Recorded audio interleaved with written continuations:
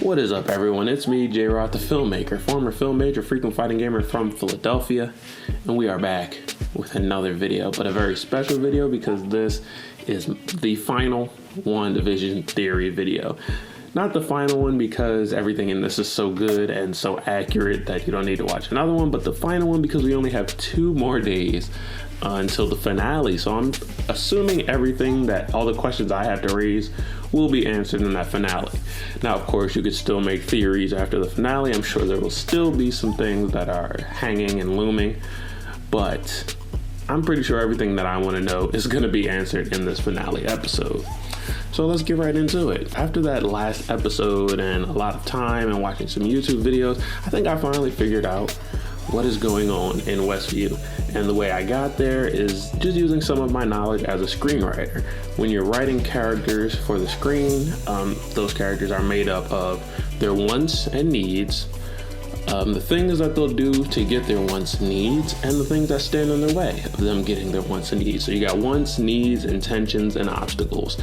Now, characters are really complex from there, but they all are some balance of those elements: their wants, their needs, and intentions, and their obstacles. It's like a convention or a formula that helps audiences relate to characters, know what they want, know what they're going for, and how to go about getting it. Makes it really easy to relate to them and understand them. But in order to figure out what's happening in Westview, I just looked at what are the characters' wants, needs, intentions, and obstacles. So for example, I just rewatched Age of Ultron. I know a lot of us are, because of how easily and just well it ties in to the events of WandaVision. And in Age of Ultron, Tony Stark wants to put a suit of armor around the world. Now, what he really needs, and him, the Avengers, need, is to work together as a team, but he wants the suit of armor, so he creates Ultron. He doesn't create a solution, he creates an obstacle. So basically, it takes the entire movie for him to realize that he's wasting his time and energy on his wants, and only when him and the Avengers come to what they need to work together as a team is when they can really protect the world. Seems simple? You guys got it? It's okay, because we'll do a lot more examples from WandaVision. I think by the end, everyone will understand. So since this is WandaVision, let's start off with Wanda. It's only right.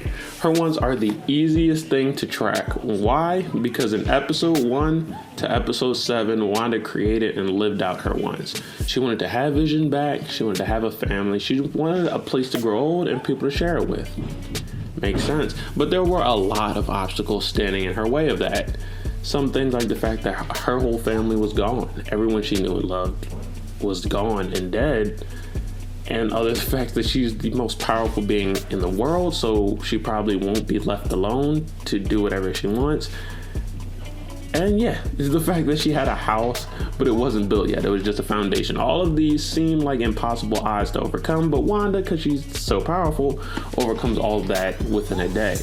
Then we get into the next set of obstacles. You got Monica Rambeau, who's an obstacle at one point of Wanda getting what she wants, but Wanda takes care of that. Then you have Vision, who at certain points is an obstacle to Wanda for her getting what she wants. Then you got Pietro is an obstacle, and ultimately you have Agatha, who is the ultimate obstacle to Wanda getting her wants. Just because people are obstacles to what Wanda wants doesn't make them enemies necessarily, because you have Monica and Vision who want to give Wanda what she needs. They want to help her. They realize that her wants kind of lead her to take thousands of people hostage, and that's not healthy. So the more healthy thing would be to get her what she needs. And what does Wanda need? Although we've never really seen Wanda's needs per se, you can imagine that her needs involve grief counseling, time to rest, and just, the care and companionship of someone who loves her. So what does Agatha want and need? Well, we're gonna get into that a little bit later, but first, let's do Vision. Vision's segment is a little shorter because unfortunately, Vision is dead. Yes, I know. He's functionally there, but he is dead. He does have wants and needs though. But the problem is that Vision's wants seem to be pre-installed by Wanda. Vision seems to want, for the most part, everything that Wanda wants.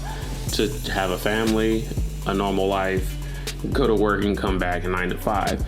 But Vision's needs are also visible. You can actually see what Vision needs in this scene here when he breaks out of the hex.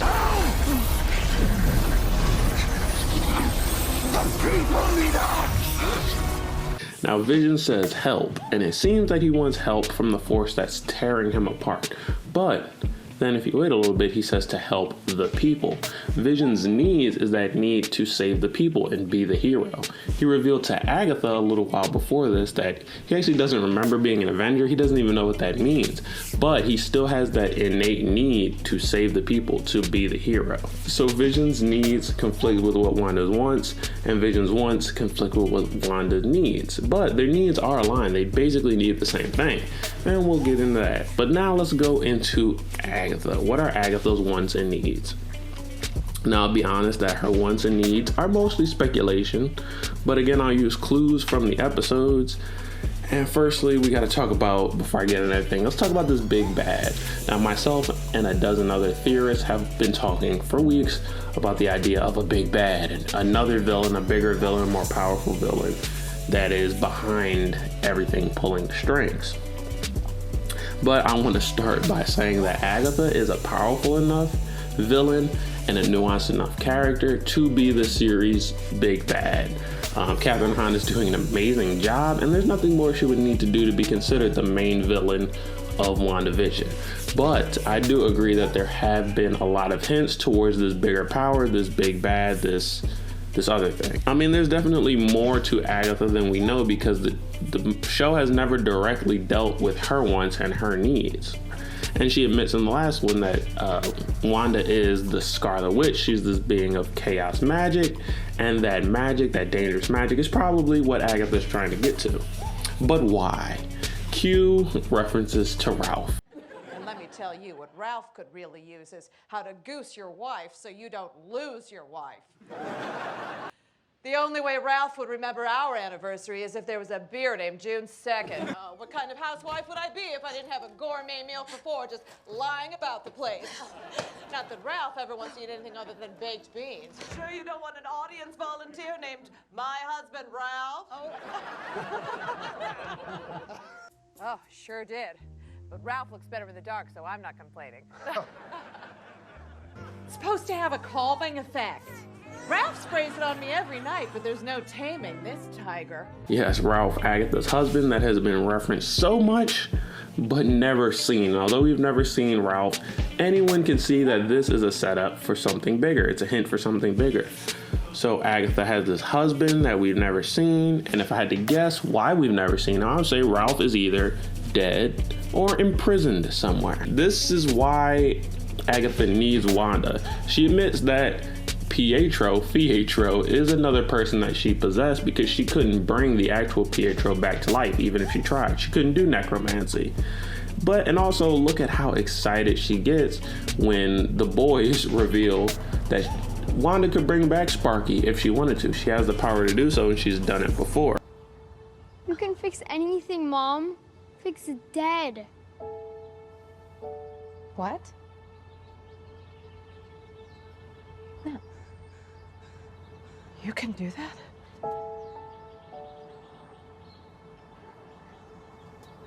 If Agatha's husband Ralph is dead, I can see why Agatha would want to use Wanda's powers to bring him back. Alternatively, Ralph could be trapped in a different dimension, or the book, or just, some other place, maybe even trapped in the form of Rabbit. Either way, I can see why Agatha would need that chaos magic, that spontaneous creation that Wanda has to get what she wants. And so, who is Ralph? My best guess is Ralph is still Mephisto, not just because it's the loudest internet theory, but because there are just as many references in the show to the devil as there are to this unseen Ralph character. Devil's in the details, Bev. That's not the only place he is. Unleash hell, demon spawn!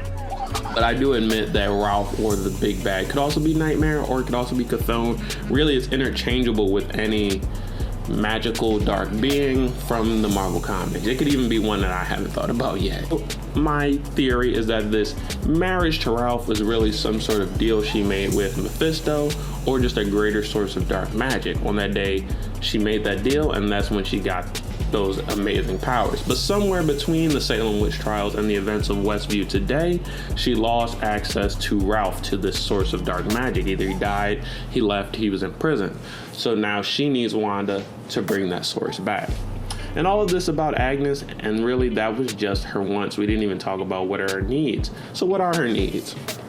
But through this whole experience of watching the show and watching the YouTube videos about the show and reading the articles about the YouTube videos about the show, I've come to realize that Agatha and Wanda are two sides of the same coin. You got Wanda, who lost her family and the person she loves the most, who will do anything to bring them back.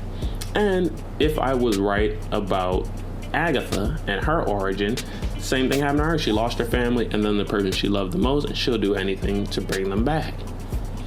Seems pretty much the same thing. I was wrong in my first theory when I said that Wanda and Agatha, they're old friends and they did this intentionally, but I do see how Agatha sees herself in Wanda, and I think in this finale, Wanda might see herself in Agatha as well. I mean, they're definitely going to be at odds, but I think there will be a brief moment where they can empathize with each other and they realize that they both have the same needs, which is they just need maybe some grief counseling, some time to rest, and the care and companionship of someone who loves them. And then there are more characters with wants and needs. You got Monica, who just wants to help Wanda. If Wanda ends up getting her needs in the end, that might mean that Wanda is now a mother with no children, and Monica blipped back as a child with no mother.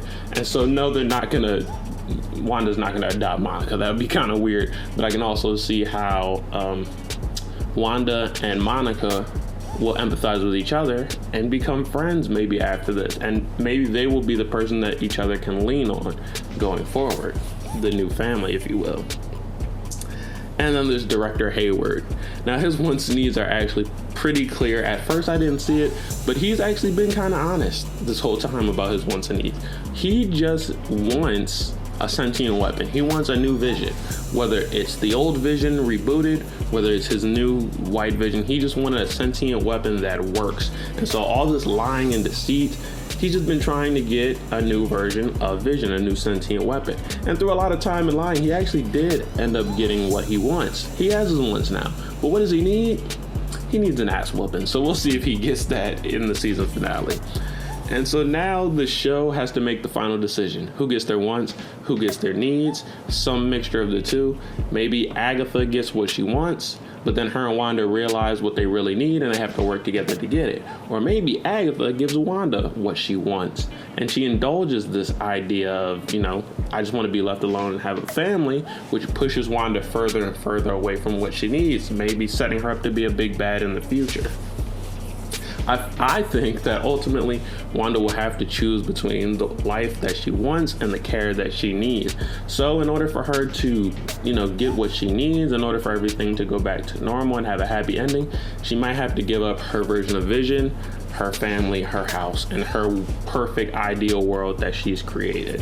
So yeah, ultimately Wanda is gonna have to choose between what she wants and the care that she needs. And yeah, it's gonna be a lot of work, but I feel like what Wanda really needs, the work that she needs to do to become, to get back to herself, to become a more functioning version of the Scarlet Witch, she's gonna have to do that necessary work and deal with her grief and deal with her mental state and take that care first. And I think if that's ultimately the moral of WandaVision, I think it's a great moral, because we never get that type of perspective with something like this, with the superhero film. You never hear, people with this immense amount of power having to take the time and do the work to work on themselves and to deal with themselves and their own mental health and their own mental state. But yeah, that's really just everything. To sum it all up, I really think that Agatha is doing all of this for a similar reason that Wanda is doing all of this. They lost somebody and they're trying to get back to them. And I think, they're going to have that moment where they see eye to eye. Even her and Monica are going to have that moment where they see eye to eye and realize, that there's not really the typical I'm the good guy, you're the bad guy. Everyone is the hero of their own story. So I'm hoping that, they acknowledge this, they can reference it, and then they can have their superhero fight, and then Tyler Hayward can get beat up because he's wildin'. But yeah, that's going to be it for the final WandaVision theory. Tell me how you feel about this theory, the last theory, the theory before that. Tell me how you feel. Tell me if you feel me, and I'll see you guys on the next one. Peace out. What do Huey and Riley Freeman, Dr. Manhattan, James Baldwin, Sam Cooke, Muhammad Ali, Malcolm X, and Jim Brown all have in common: the fact that Regina King helped bring them to screen. I wasn't kidding when I said Regina King has been killing it forever, even before I was born, with her role